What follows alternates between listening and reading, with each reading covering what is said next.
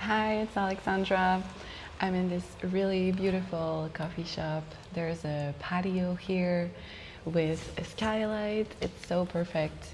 So I'm in Malaga, Spain, and I don't know, I was just reflecting on the magic and the interconnectedness of all things, which is a topic I've been exploring more and more, especially this year. And I thought I would just share a little bit on my process through the past few months and how I feel so much more connected to my soul and my path, and just trusting that there is magic everywhere. And I think the number one thing I have been doing the most is truly actively choosing thoughts that help me anchor the possibility of miracles coming into my life. I think it's such a useful thing to really take the time every single day to write down my intentions, especially in the morning.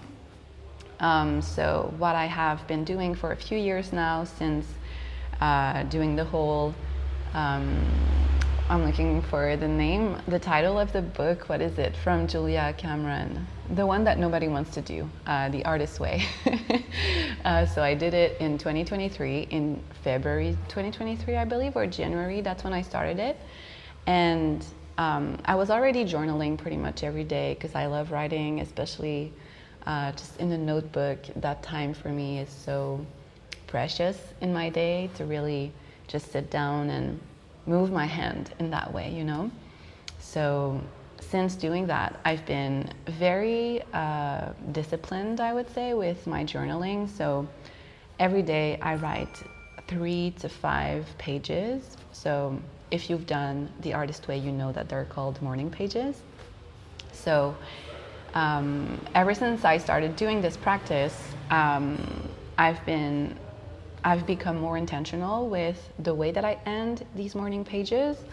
And so one thing that I've been doing actively for the past 6 months is writing down this specific sentence, which is, "Here's to another day of miracles and luck." And it may seem pretty simple, which I think is why it's so powerful. It's like super simple, easy to anchor in your mind.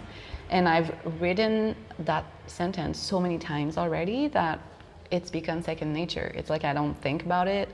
I just always end it that way. I end every journal entry with, "Here's to another day of miracles and luck."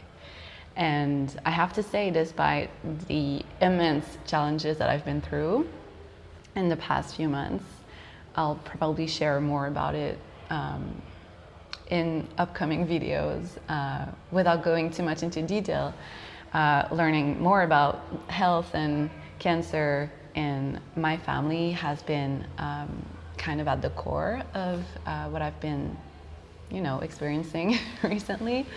So the whole genetic part and what is in our control and out of our control, truly, I think it's such a thin line in between these two concepts, which have to do so much with free will also. Something else that I've been kind of debating on. Do we actually have free will or not? It's debatable for sure. I feel like my whole life I'm probably just gonna oscillate. I'm not sure if that's a word, but I'll probably just switch from like, we do have free will and we actually really don't. The whole thing was pre-written, because sometimes it does feel like that. But I think ultimately the power we have in our life is to choose thoughts that actually nourish us. I think there are so many intrusive thoughts that we get during the day, and most of them actually just come from our environment or from, people that were around, ancestral stuff also. It's like not every thought we have actually belongs to us. And I think that concept kind of escaped me for the longest time. I guess this year is probably the first time I'm actually understanding that part, that like I may not be responsible for every single thing in my mind. So once you kind of get into the habit of questioning these thoughts, I think it just really helps to choose something different afterwards. So when, in self-help books and, all these theories and practices where we're invited to reframe and respond differently, I think, ultimately this is our free will. So responding in a different way once the intrusive thought, that negative thought, or the self-talk that's very negative, once it gets inside your mind, once you've noticed it, if you decide to do something on the opposite spectrum of it, that is your free will.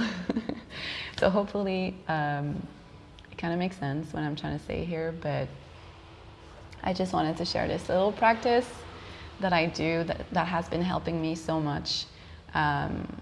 So again, maybe if you want to choose like one sentence that really speaks to you, speaks to what you want to anchor into your life.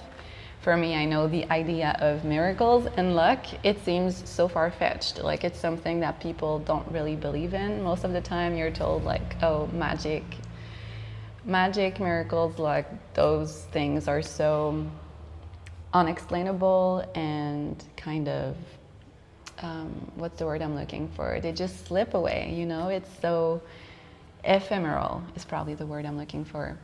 But I feel like actively choosing to believe in those things over a certain period of time, the more you collect the proofs that these things are real, the more your brain is just gonna be prepared to always notice it. And so you end up with this long list of miracles and lucky events and lucky meetings and all of that, and it just reinforces the idea that it's possible. So here's to another day of miracles and luck. And thank you for listening. Please subscribe, comment, share if this message speaks to your heart, and I'll talk to you soon.